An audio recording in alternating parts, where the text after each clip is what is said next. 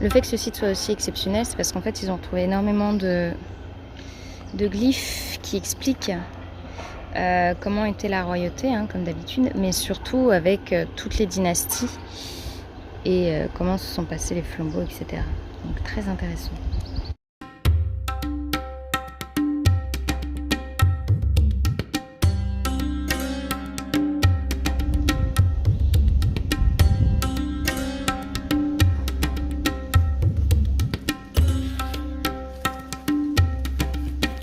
Patio oriental.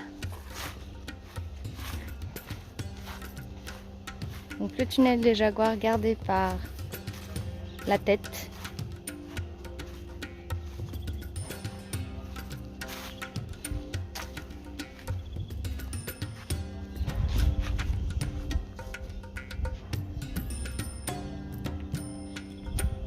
Beaucoup de têtes ici, hein. En fait, c'est marrant, c'est parce qu'après avoir vu énormément de... Enfin, énormément. Après avoir vu beaucoup de sites mayas, on arrive à avoir les ressemblances, mais aussi toutes les différences entre chaque site, qui font qu'en fait, chaque site est quand même, à chaque fois, assez extraordinaire. Déjà, celui-là est quelque chose, parce qu'il y a des gens qui travaillent, c'est déjà pas mal. Alors qu'à chaque fois... nous avons vu par exemple à Tikal, il y avait le temple 4 devant lequel étaient justement certains travaux. Et là en fait les gens vraiment ils travaillent quoi.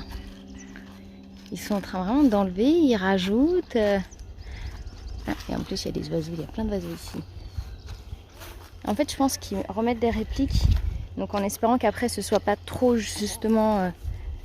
trop différent de ce que ça avait été, parce qu'on peut le voir, hein, ici ça c'est clairement des répliques, ça se voit, mais c'est pas trop choquant, c'est pas trop choquant, hein. C'est bien intégré,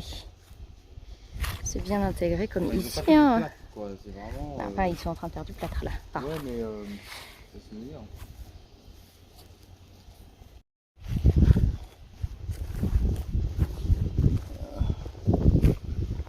C'est pas du toc. Qui c'est qui va se dire qu'on a dit de... Voilà, c'est pour dire que c'était pas du plâtre, mais que c'était pas du toc, quoi.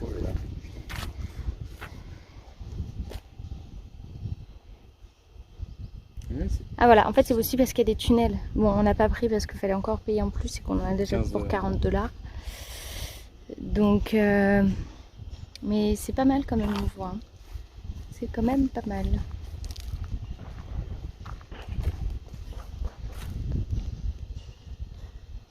Wouhou! Donc voilà le jeu de pelote, un peu plus long, qui est donc sur les billets de 1 lempira. Donc le contremaître a même voulu nous donner un billet, mais on lui a dit quand même, hein, un lempira c'est un lempira. Hein. Donc voilà. Puis bien sûr, à côté de moi se trouve la tête de l'ancien. Et je trouve que elle est magnifique, quoi. Elle parle. Hein. Puis bien sûr, hein, très très beaux arbres. Tout autour, vraiment, on a des très beaux arbres. Bon, ils sont en fleurs, donc on a plein de pollen partout.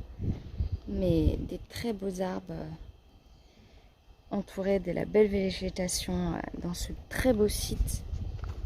Vraiment, on comprend pourquoi tout le monde en parle. Hein. C'est un très très beau site. Vraiment, faut le faire, quoi. Surtout si on passe au Honduras ou en tout cas au Guatemala pour faire une petite entrée au Honduras. Mais là, on va voir après les stèles qui sont là-bas. Mais le jeu de pelote est quand même aussi pas mal puisqu'on voit même d'ici, hein, il y a déjà des têtes de serpents qu'on avait pu voir, je pense à Chichén Itzá, qui était autour du jeu de pelote. Et là, elles sont carrément sur le jeu de pelote. Donc ça peut-être doit avoir une signification. On va aller voir ça tout de suite.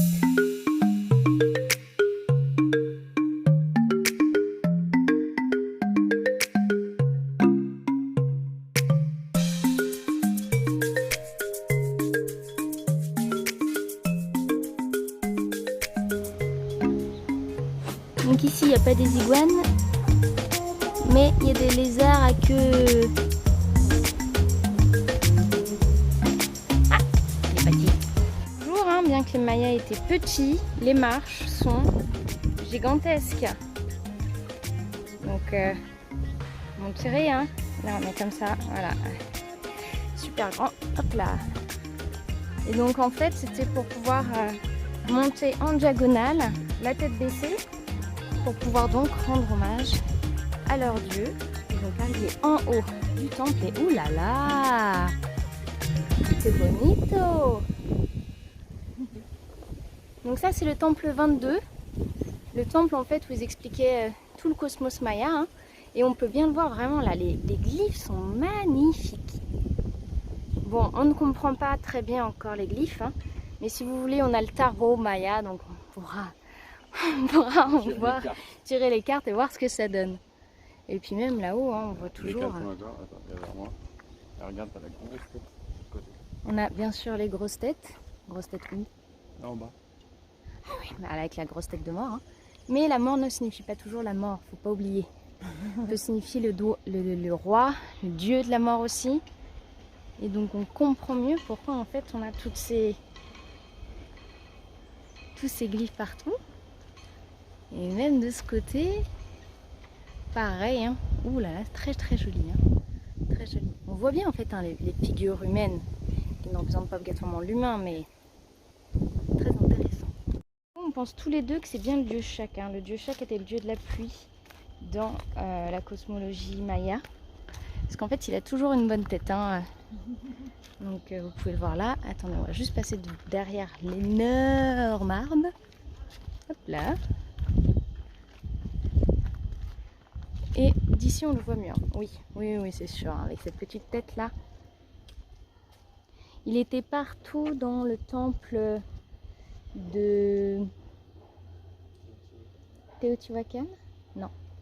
Il était partout dans le temple de Chichen Itza et surtout de Uxmal, je crois. Uxmal. Il était partout à Uxmal. Vraiment très très bien conservé. Hein. Et on voit encore une différence avec quand c'est refait, mais c'est pas trop choquant. Et un troisième épisode sur Copan vous attend.